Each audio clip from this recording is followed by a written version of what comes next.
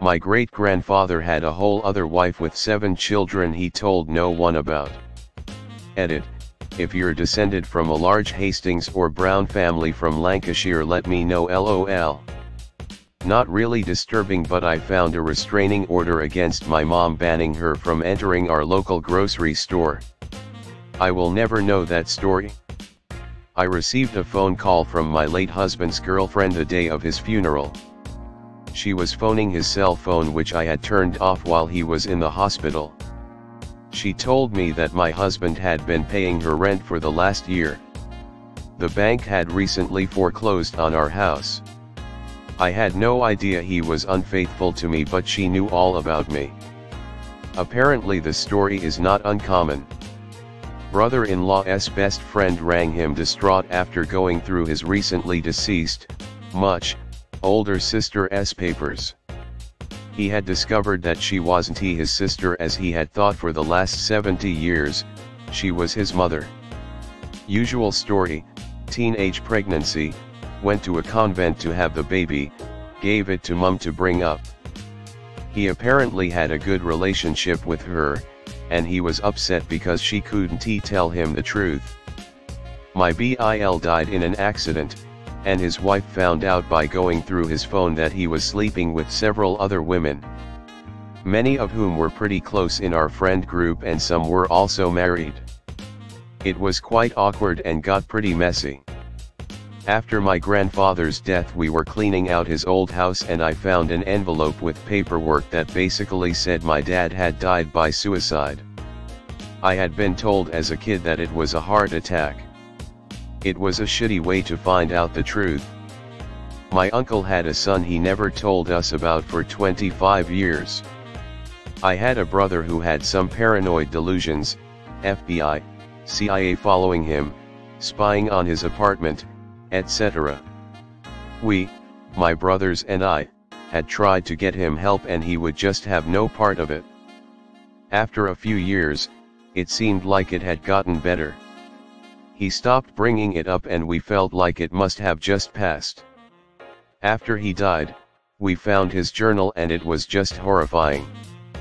Right up until the night he died, he detailed all of the torture that they were inflicting on him, weird shit that I can't even write in here. It was just incredibly disturbing to read what a tortured life he was living inside his mind while acting relatively normal outside. Edit.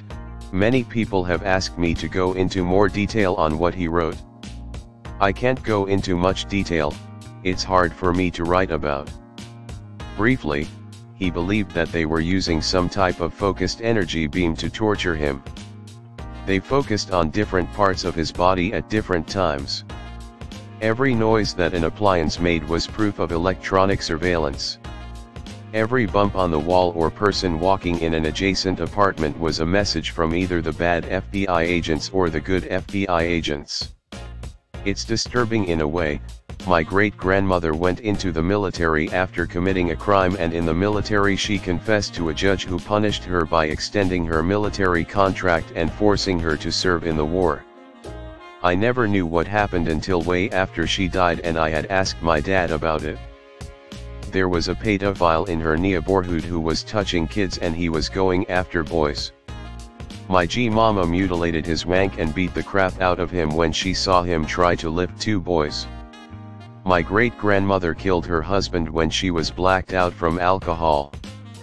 I had a great-aunt and great-uncle who were full-time missionaries in Africa. After they died, 3 of their grandchildren finally felt safe enough to share that my great-aunt and uncle had molested them. I once had a friend whose dad died. And he never really talked about it, but he was pretty troubled. Every year on his death date, they would have a celebration of life party. He invited our friend group one year and we were all excited to be there to support him. Turns out his dad died in a car accident involving a drunk driver. The dad was the drunk driver and also killed the family he hit. That my grandfather molested my mom when she was a child. It started after my grandmother died and ended after he found someone else. I was pretty shocked, especially since my mom didn't seem to carry any kind of baggage from it, though of course I don't know what went and still goes on in her head.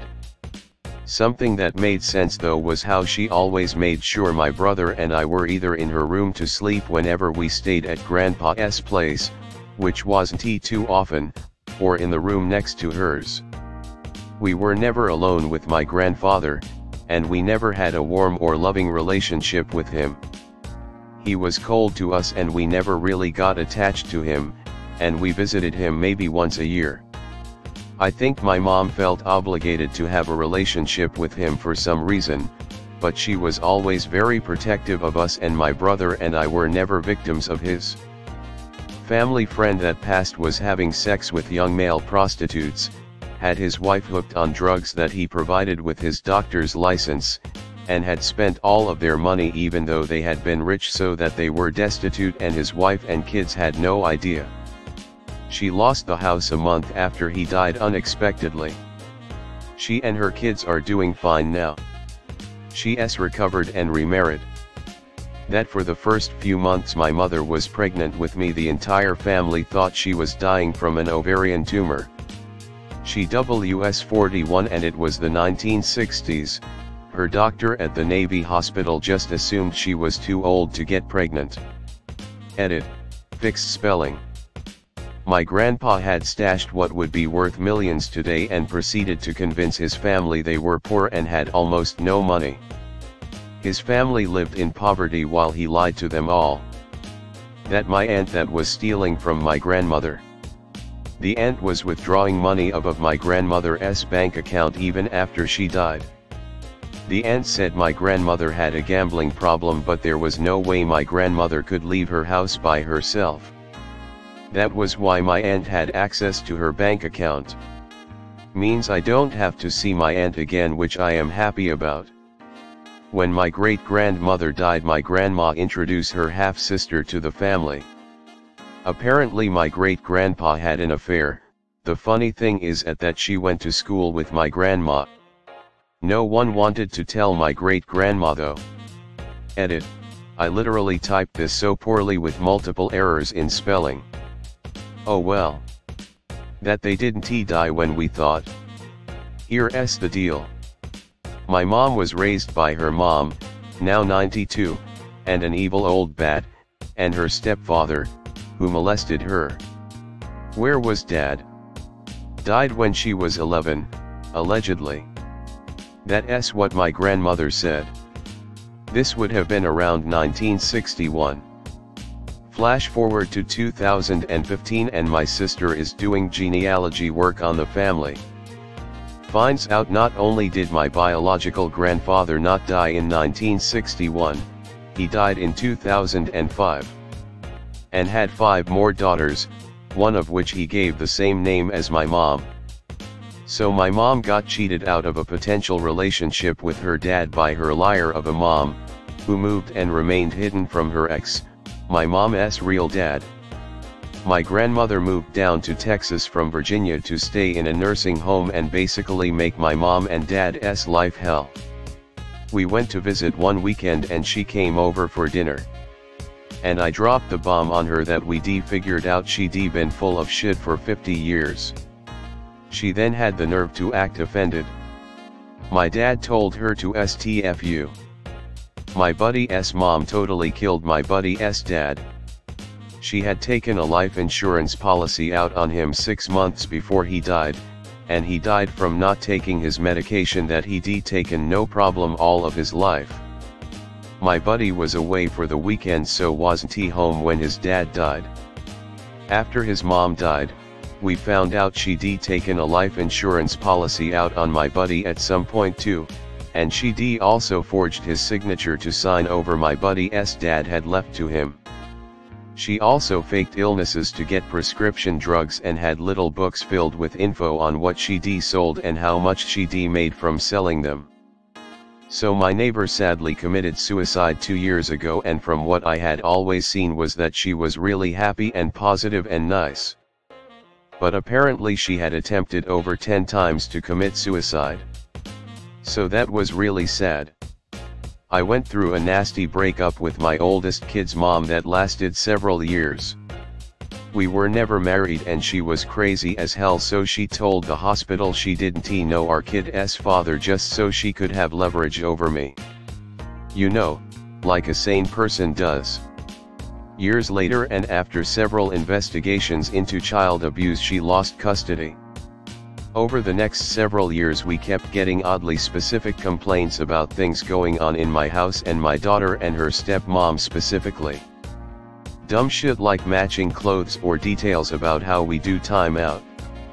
My mom died 2 years ago, and when we switched her Facebook to memorial mode I saw that she had been talking bad about me for years to my ex and was essentially spying on me for her and twisting information.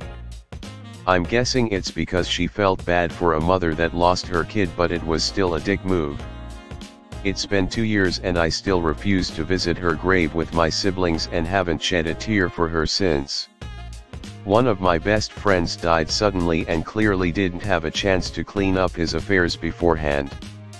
He had little family, so the group of friends handled everything. We found child porn in his house. Not just a few pieces or somehow accidental. It was in a file cabinet with folders and sorted by ages, sex, etc. Changed everything. That's simply not acceptable. Edit. Not acceptable sounds like an understatement, but it was actually the other way. It was just nope. No excuses, no trying to understand, no worries about his family or their reputations or his or anything, no anything. It was instantly done and over, and he was labeled with the scarlet letter. We called the police in a matter of seconds. I literally puked that night over it. My uncle killed himself after he was caught at a bestiality brothel in Nevada. Course we only found out why he killed himself when the police showed up at my parents' house wanting to know if he had any pets at home. He did not.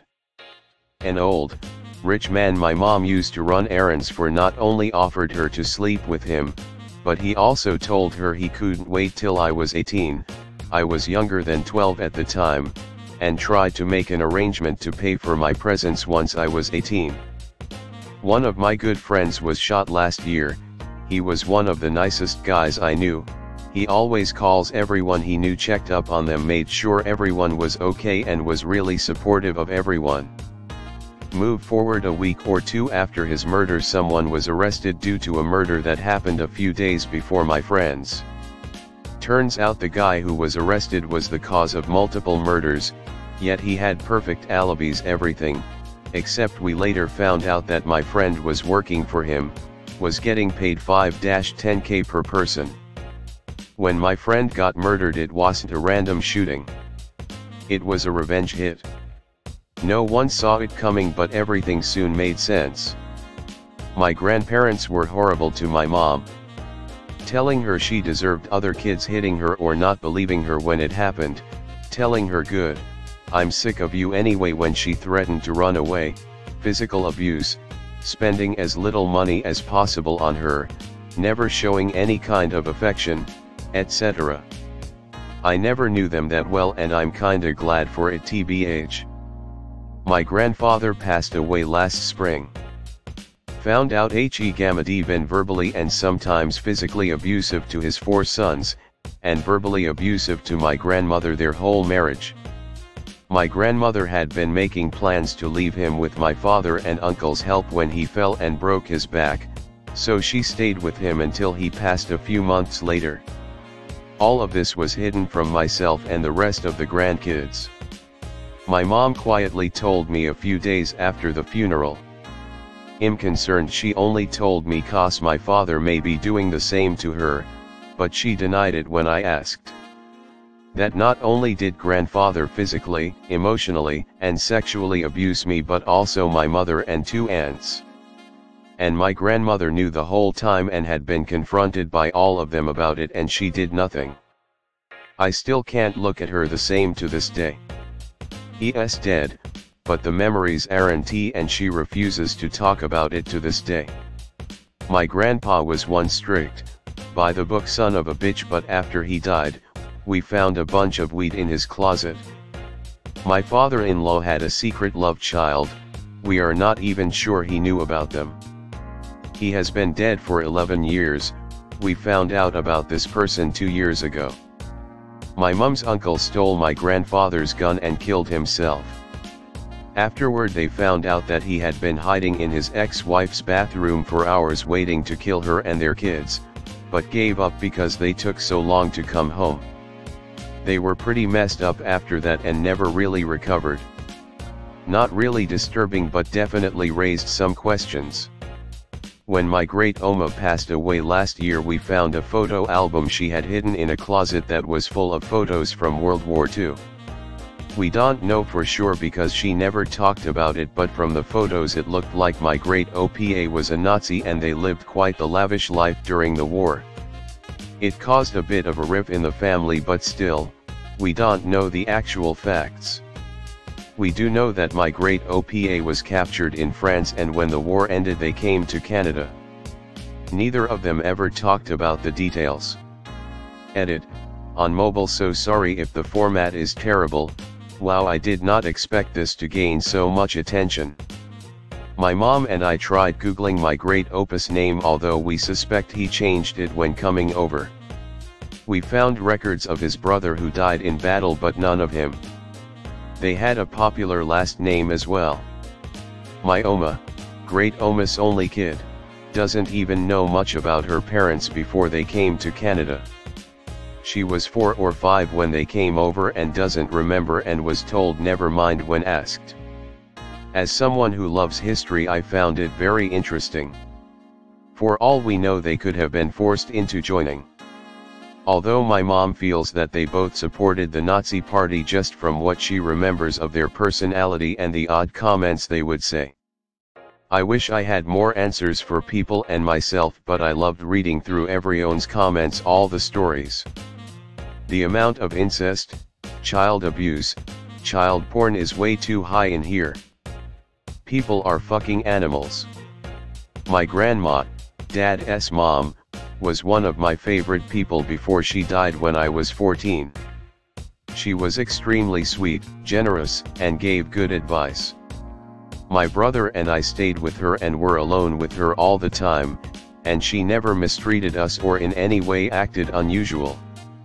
I found out only a couple weeks ago at 33 years old that she was a severe alcoholic who would get drunk almost daily up until her death. My dad said she would beat him and his brothers when they were kids, and as adults would still say severely psychologically abusive taunts while grinning at their faces. I never had even the slightest inclination, and this is coming from someone who grew up with an alcoholic stepdad and a near alcoholic mom.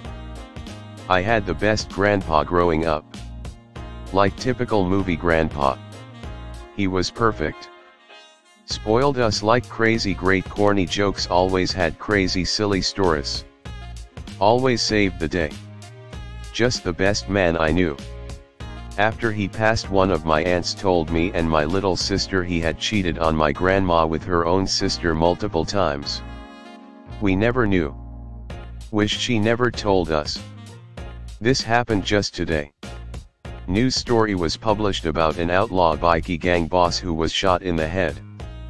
Turns out it was a relative of mine, and nobody in my family knew he was the leader of an organized crime gang until today.